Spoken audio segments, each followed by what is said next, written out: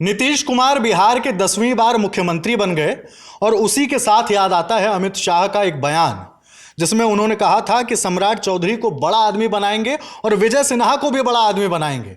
विभागों का बंटवारा हो चुका है, बड़ा आदमी कैसे बनाया गया है, यह सब कुछ जानेंगे। तमाम तस्वीर देखेंगे अपने साथी गौरव जी के साथ। गौरव जी, विभागों का बंटवारा किस तरह हुआ है? देखिए, विभागों का बंटवारे में सबसे दिलचस्प बात है कि सम्राट चौधरी जो है वो गृह मंत्री बनाए गए हैं बिहार के। ये गृह मंत्रालय 20 साल से नीतीश कुमार के पास था, जो कि एक छोटा सा कार्यकाल छोड़ दें तो लगातार 20 साल से मुख्यमंत्री थे बिहार के, 2005 से लेकर 2025 तक, और फिर एक बार फिर वो मुख्यमंत्री बने हैं। तो गृह मंत्रालय बहुत दमदार विभाग माना जाता है, जिसके अंदर पूरा पुलिसिया तंत्र होता है, और वो नीतीश कुमार ने छोड़ दिया है सम्राट चौधरी के लिए। ये इस पूरे मंत्रालय का जो बंटवारा हुआ है उसमें सबसे अहम बात है। और खुद सम्राट चौधरी के ऊपर प्रशांत किशोर ने चुनाव के वक्त आरोप लगाया था कि उनपे एक 1999 का तारापुर मर्डर केस है, जिसमें 7 लोगों की हत्या हुई थी। उसमें सम्राट चौधरी आरोपी थे और उन्होंने आरोप लगाया कि फर्जी एज का जो सर्टिफिकेट है वो फर्जी देकर वो वहां से बच निकले थे।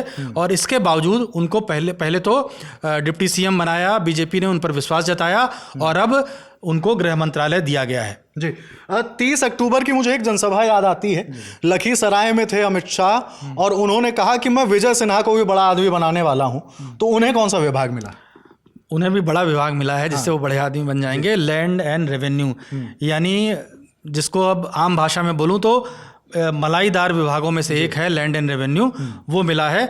उसके अलावा 3 महिलाएं जो मंत्री बनी हैं, श्रेयसी सिंह, दिग्विजय सिंह, स्वर्गीय दिग्विजय सिंह पूर्व बीजेपी के नेता, केंद्रीय मंत्री रहे हैं, उनकी बेटी है, शूटर रही हैं वो, और उनको खेल मंत्रालय दिया गया है। रमा निषाद हैं, उनको पिछड़ा वर्ग, अन्य पिछड़ा वर्ग कल्याण का मंत्रालय दिया गया है। इसके अलावा लेशी सिंह हैं, उनको खाद्य और उपभोक्ता मंत्रालय दिया गया है। ये नीतीश कुमार के साथ समता पार्टी के दिनों से काम करती आ रही हैं।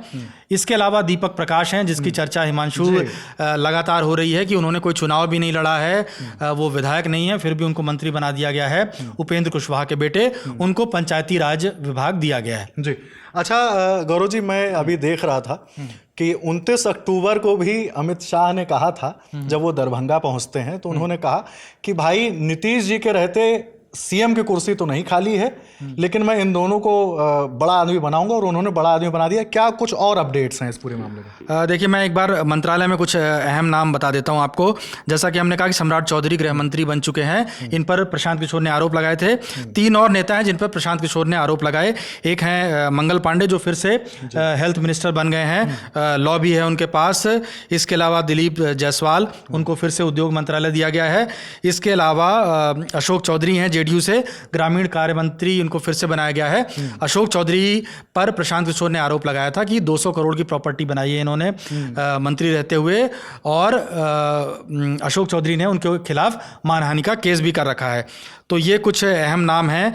इसके अलावा मैं आपको बताता हूं कि दीपक प्रकाश का बता दिया हमने आपको। अशोक चौधरी वही हैं जिनके लिए पीके ने यह भी कहा था कि इन्होंने अपनी बेटी को टिकट दिलवाया है पैसे देकर चिराग पासवान को, ये वही हैं?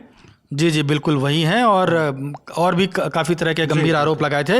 इसके अलावा एक नाम जो छूट रहा था, मोहम्मद जमा खान, जो कि अल्पसंख्यक मामलों के मंत्री बनाए गए हैं। पूरे नीतीश कैबिनेट में इकलौते मुस्लिम मंत्री हैं वो। जी, बाकी इस पूरे मामले में जो अपडेट्स आते जा रहे हैं, बिहार में जो नई उथल पुथल मच रही है, जो नई संरचनाएं गढ़ी जा रही हैं, द ललन टॉप आपके बीच रख रहा है। शुक्रिया।